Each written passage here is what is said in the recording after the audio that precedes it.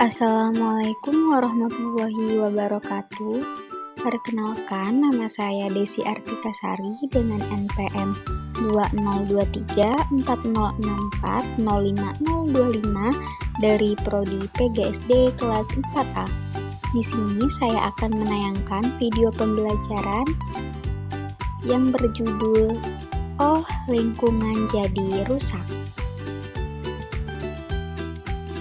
Baik, tujuan pembelajaran yang akan kita capai pada pembelajaran hari ini yang pertama, peserta didik mampu memahami penyebab bumi berubah karena aktivitas manusia. Yang kedua, peserta didik mampu mengidentifikasi penyebab aktivitas manusia dapat merusak lingkungan. Yang ketiga, peserta didik mampu menjelaskan dampak kerusakan lingkungan terhadap kehidupan manusia.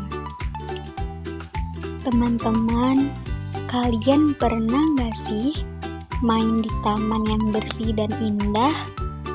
Wah, pasti seru banget ya. Tapi, bayangkan kalau tamannya penuh sampah dan pohonnya kering. Duh, nggak asik kan? Kira-kira kenapa ya lingkungan bisa jadi rusak? Siapa ya yang menyebabkan semua itu? Dan apa yang bisa kita lakukan agar lingkungan tetap bersih dan sehat?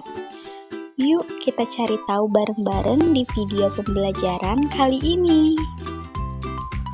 Ada yang tahu apa itu plastik? Plastik merupakan bahan yang sering digunakan manusia dan dapat dibentuk menjadi hampir semua bentuk. Kebanyakan plastik bersifat kuat, tahan lama, dan ringan. Plastik dibuat dari minyak bumi, gas alam, atau batu bara. Ada lebih dari 50 jenis plastik di dunia. Biasanya, pelaku industri menggunakan plastik untuk menggantikan bahan yang harganya lebih mahal. Misalnya dalam industri pakaian, plastik digunakan untuk menggantikan fungsi dari sutra. Pada industri otomotif, plastik digunakan untuk menggantikan bahan logam. Apa sih kira-kira dampak dari adanya plastik? Plastik memang sangat bermanfaat, tetapi juga menimbulkan banyak masalah di lingkungan. Benda yang terbuat dari plastik sulit terurai. Bakteri yang ada di dalam tanah tidak dapat menguraikan plastik menjadi senyawa yang berguna untuk tanah. Plastik hanya akan terpecah-pecah menjadi bagian lebih kecil. Pecahan tersebut akan mengganggu kesuburan tanah jika terakumulasi dalam jumlah banyak. Plastik yang dibuang begitu saja di jalan tidak akan berada di situ selamanya. Sampah plastik akan terbawa oleh angin dan hujan menuju saluran air. Misalnya, selokan. Dari selokan, sampah plastik akan terbawa ke sungai hingga kemudian berakhir di laut. Plastik yang berakhir di laut akan berdampak pada ekosistem laut.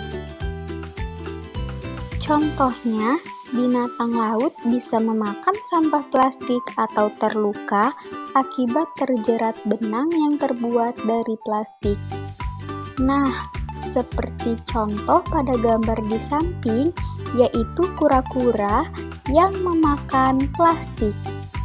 Sampah plastik yang dibuang ke sungai dapat menyumbat aliran air.